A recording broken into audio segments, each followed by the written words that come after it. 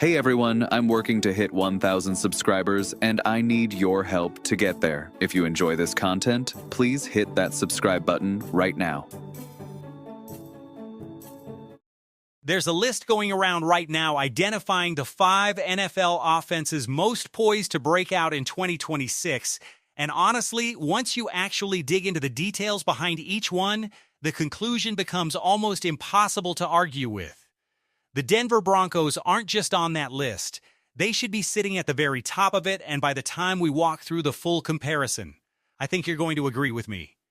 Let's get into exactly why Denver's offense isn't just ready to take a step forward, it might be the most complete, most dangerous unit in the entire league heading into this season.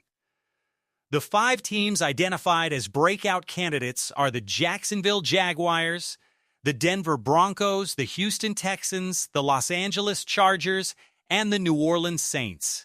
Every single one of these offenses has real positives working in their favor, and every single one carries some real question marks too. But instead of trying to break this down position by position across 5 different rosters, which would take forever, the cleanest way to actually compare these teams is to look at what I call the big 3 for each. Their quarterback, their true number 1 wide receiver, and their lead running back. And once you line up all 5 of these trios side by side, Denver's group isn't just competitive, it's clearly, obviously, the best of the bunch. Let's start at quarterback, because this is where the conversation about Bo Nix genuinely needs some correcting. Last season, Nix led the entire NFL in passing attempts. He didn't crack 4,000 yards, and yes, his receiving cores dropped an embarrassing number of catchable passes throughout the year, which absolutely suppressed his counting stats. But look at what he actually produced anyway. 25 touchdown passes against just 11 interceptions, after a genuinely rocky start to the season that saw him grow into one of the most impressive quarterbacks in football by the second half. And here's the thing that gets lost in the noise. If you put Nix's actual production up against the other 4 quarterbacks on this breakout list, he stacks up favorably against every single one of them. Trevor Lawrence posted a lower completion percentage than Nix last season, while also throwing more touchdowns and considerably more interceptions. C.J. Stroud missed real time dealing with a concussion and simply wasn't the same player once he returned to the lineup. Tyler Show started somewhere around 9 or 10 games as a rookie, meaning we genuinely don't have enough data yet to know what he actually is at this level. And Justin Herbert, for all his talent, didn't produce numbers last season that separate him meaningfully from what Nix put up. The lazy narrative has been that Bo Nix gets carried by his surrounding talent. But go look at all 4 of these other quarterbacks and ask yourself honestly whether the same argument doesn't apply just as much, if not more, to each of them. You'd never hear anyone say Justin Herbert got carried by a Chargers offensive line that was genuinely a mess for most of last season. You'd never hear anyone confidently claim Tyler Show got carried by the Saints given how limited our sample size actually is on him. The double standard here is real, and Bo Nix deserves more credit than he's currently getting. Now let's get to the receiver comparison, and this is where the gap between Denver and everyone else on this list becomes almost embarrassing. Because this offseason, the Broncos didn't just add a solid complementary piece. They went out and executed one of the biggest, most aggressive trades of the entire NFL offseason, acquiring Jaylen Waddle directly from the Miami Dolphins. Let's be clear about what Denver gave up to make this happen, because it tells you everything about how seriously this front office is taking their championship window right now. The Broncos sent their own first-round pick, a third-round pick, and a fourth-round pick to Miami in exchange for Waddle and an additional fourth-round selection. That is a massive, franchise-altering investment in a single receiver, and it came from a team that had already reached the AFC Championship game the season before. Denver's front office looked at a roster that fell 1 game short of the Super Bowl, losing that AFC title game to New England, while Nix was sidelined with a fractured ankle. And instead of standing pat and running it back with the same group, they went out and got exactly the missing piece that analysts across the league had been pointing to for months. And Waddle isn't some speculative, unproven name either. This is a former 6th overall pick out of Alabama who has caught 373 passes for over 5,000 receiving yards and 26 touchdowns across his career. Even while playing through some genuinely difficult quarterback situations in Miami over the past 2 seasons. Last year alone, dealing with inconsistent quarterback play, Waddle still caught 64 passes for 910 yards and 6 touchdowns. Now imagine what those numbers look like paired with a quarterback playing at the level Bo Nix reached down the stretch last season. Nix himself has already started raving about his new teammate, telling reporters after early OTA work that Waddle is extremely fast with the ball in his hands and doesn't seem to slow down at all when making cuts, which he correctly pointed out is an incredibly difficult trait to find in a player with that kind of straight-line speed. Analysts across the league have echoed the same excitement.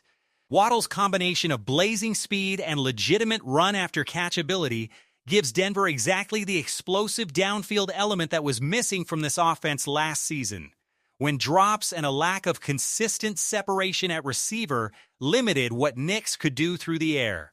Now put Waddle up against the receiver rooms on the rest of this breakout list. Jacksonville's Parker Washington. Houston's Nico Collins, genuinely good but without this level of a second complementary threat. New Orleans' Chris Olave. The Chargers rolling out Quentin Johnston as their WR1 and Trey Harris as their WR2.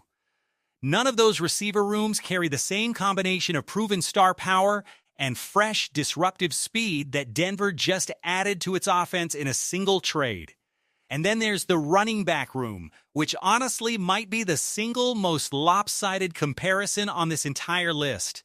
Denver rolls into 2026 with a genuine 3-headed committee of J.K. Dobbins, R.J. Harvey, and Jonah Coleman. That's not hyperbole. That's a legitimately deep, talented group of backs capable of wearing down opposing defenses across 4 quarters. Compare that to Jacksonville, where Bashaal Tutin played 15 games last season and still didn't manage to hit 600 yards, and where the Jaguars' entire backfield combination didn't even reach 1,000 combined rushing yards on the season. That's simply not a fair fight. It's not particularly close when you stack it against the other 3 breakout candidates either. Denver's running back room brings a level of proven talent and depth that none of these other 4 offenses can currently match. So let's talk briefly about why the other 4 teams on this breakout list, while genuinely talented, come with real question marks that Denver simply doesn't have to the same degree. Jacksonville's biggest issue sits at running back, where there's a genuine lack of proven production and experience in that room, even accounting for expected growth from Tutin and Chris Rodriguez this coming season. New Orleans is dealing with a genuinely shaky interior offensive line that ranked among the worst units in the league last season, with most projections placing them around 17th overall heading into 2026. Not disastrous, but clearly a tier below what a genuine breakout offense needs up front. Alvin Kamara has visibly declined, which is exactly why the Saints made an aggressive push to bring in Travis Etienne this offseason. And on top of all of that, New Orleans still has almost no meaningful sample size on what Tyler Show actually is as a starting quarterback in this league, having played only around 10 games as a rookie. Houston presents a genuinely fascinating case because, on paper, this defense is absolutely loaded, and there are individually excellent pieces all over that roster. Will Anderson Jr., Derek Stingley, Danielle Hunter, Nico Collins, and more, several of whom rank inside the top 10 at their respective positions. But the offensive line remains a legitimate, significant question mark. Despite a complete overhaul in both free agency and the draft, most projections still place Houston's offensive line near the bottom of the entire league, with respected analyst Warren Sharp specifically projecting them as the second-worst offensive line in professional football heading into this season. Good individual talent simply cannot overcome that level of structural weakness up front, especially against genuinely disciplined pass rushes. And then there's the Chargers, who deserve real credit for an aggressive, well-constructed offseason of their own. Getting Rashawn Slater and Joe Alt back healthy on the offensive line is enormous, and the addition of Mike McDaniel as offensive coordinator brings a genuinely creative offensive mind who understands scheme, motion, misdirection, and tempo about as well as any play caller in the league. Justin Herbert paired with that kind of offensive design should produce some genuinely dangerous football throughout this season.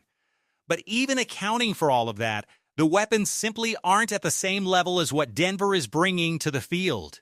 If your receiver room is built around Quentin Johnston and Trey Harris, and your tight end situation involves genuine uncertainty about how quickly a new addition like David Njoku can fully integrate into a brand new offense, that's not a fair comparison against a receiver room that just added Jaylen Waddle to an already talented group. Here's the part of this story that deserves real emphasis, because it says something meaningful about how this Denver front office is operating right now. This wasn't a team desperate to fix a broken roster. This was a team coming off an AFC Championship game appearance that still went out and made an aggressive, headline-grabbing move to get better, because they recognized exactly where their offense was missing something in that painful ankle injury-shortened postseason run. That's the mentality of a front office that genuinely believes it's building something capable of winning it all, not just making the playoffs and hoping for the best. And Denver's financial approach backs up that philosophy in a really interesting way too, because Bo Nix is still playing on a relatively inexpensive rookie contract. This front office has had the flexibility to invest heavily in protecting him, building out one of the more well-compensated offensive lines in the entire league around him, while also making room to pay for difference-making skill talent like Courtland Sutton and now Jaylen Waddle. That's a genuinely smart, sustainable way to build a championship-caliber offense, and it's exactly the kind of structural advantage that teams still paying a veteran quarterback max money simply don't have access to right now. So when FBI Film Analysis puts together a list of 5 NFL offenses poised to break out in 2026, and Denver's name is sitting right there among Jacksonville, Houston, the Chargers, and New Orleans, the honest and complete breakdown says the Broncos aren't just one name on that list. They're clearly and obviously the best offense of the group. Armed with a quarterback who's been undervalued by the general football conversation, a genuine breakout weapon acquired through one of the biggest trades of the entire offseason, and a running back room that simply has no equal among these 5 franchises. Broncos country, I want to know what you think. Are you fully bought into the idea that Denver has the best offense of this entire breakout group heading into 2026? And how big of a leap do you expect from Bo Nix now that he's got Jaylen Waddle running routes alongside him? Drop your thoughts down in the comments, because I want to hear where this fan base actually stands heading into training camp. And if you made it all the way to the end of this video, you know exactly what to do. Smash that thumbs up button and make sure you're subscribed to the channel. Broncos country, a quick mile-high salute. Be cool.